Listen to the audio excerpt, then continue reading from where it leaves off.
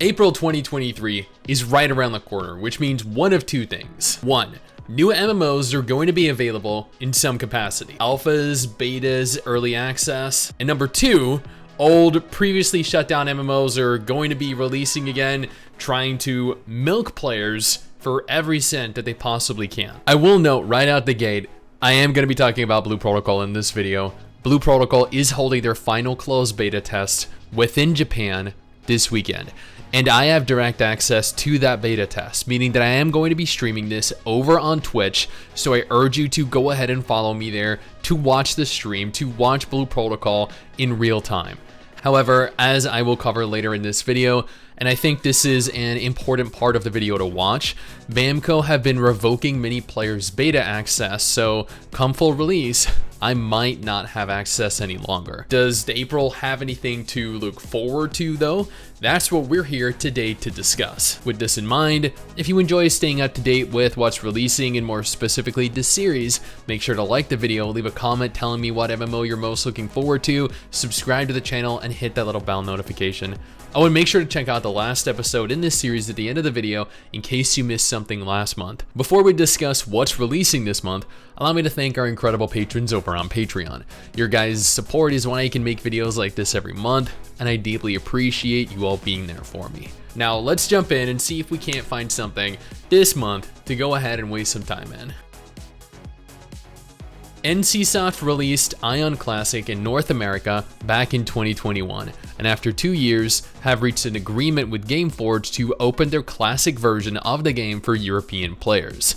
Ion Classic was touted by many players as a return to what was once a great quality game, and while the North American iteration of Ion Classic wasn't positively received, it has retained a large enough player base to warrant expansion into Europe, albeit after 2 years. So this could mean that the classic version that we can play presently has declined to a point that NCSoft are looking to recover some of their financial loss. European players will be able to play Ion Classic beginning on April 12th, 2023.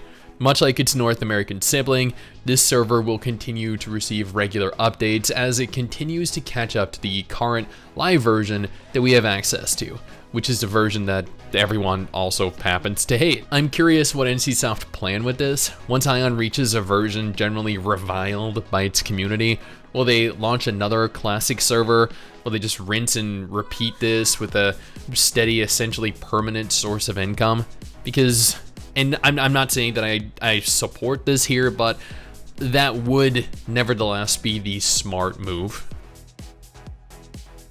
I've been covering Alicia for the last couple years, I think. The first video I did on the game, I noted that it looked like they pulled a number of assets from World of Warcraft, and I expressed how bad the game looked at the time, which caught the attention of the developers, who left a particularly strongly worded comment on my video.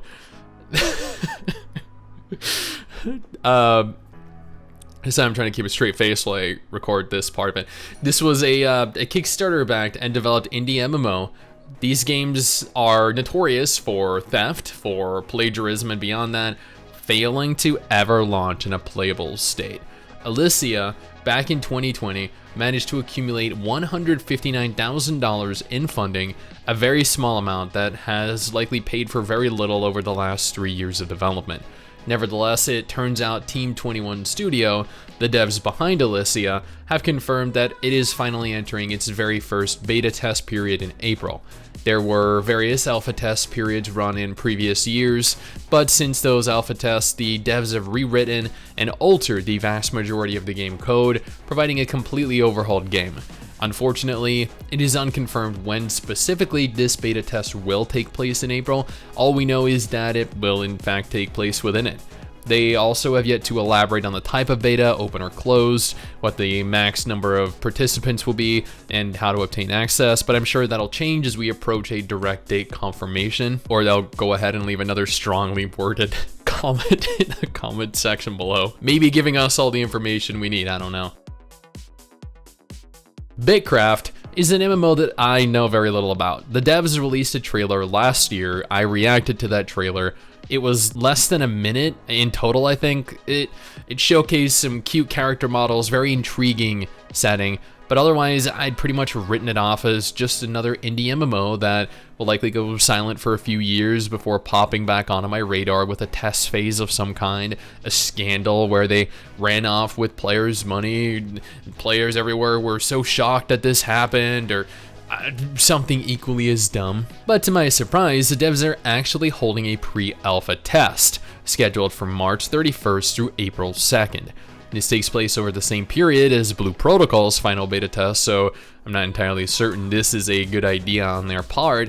Nevertheless, there are over 750,000 players that have applied to the pre-alpha test, with several thousand players being selected to take a look at the new additions to the game and showcase their progress so far. I'm genuinely disappointed that this is going to take place over the same test period as Blue Protocol, because this is the game I was looking forward to at one point testing, but my priorities are with Blue Protocol. And, you know, now that we've been talking about Blue Protocol, yeah, it's finally happening. Blue Protocol is holding its final Japanese closed beta test period. After a delay back in January, after years of waiting, players are going to be able to fully test the final version of Blue Protocol before Amazon Game Studios receive copies to localize and potentially ruin. The closed beta test begins on March 31st and runs through April 2nd, 2023. Do note, since this is a Japanese closed beta test, the only way to directly access the beta from outside of Japan is to either know someone within Japan that can apply, or to use a VPN and hope for the best, which is an issue that I need to address quickly. It has been brought to my attention that Bandai Namco, the studio behind Blue Protocol, are mass revoking players that got accepted into the beta test's access. The players in question having their access revoked, however, are not Japanese natives. Rather, many of them confirmed online that they were foreigners that utilized VPNs to apply. I'm not sure if a specific low-quality VPN triggered some type of filter that caused Bamco to revoke these accounts, or if it's due to multiple IPs accessing the account over a period of time, because we know that VPNs typically provide a surplus of different IPs, and whenever you access your VPN, it gives you one of a set number of IPs. Either way, every single player that has had their access revoked have attempted to log in over the last 24 hours. While not a guaranteed method of circumvention, I would advise players interested to at the very least not log into the website to verify if they still retain access.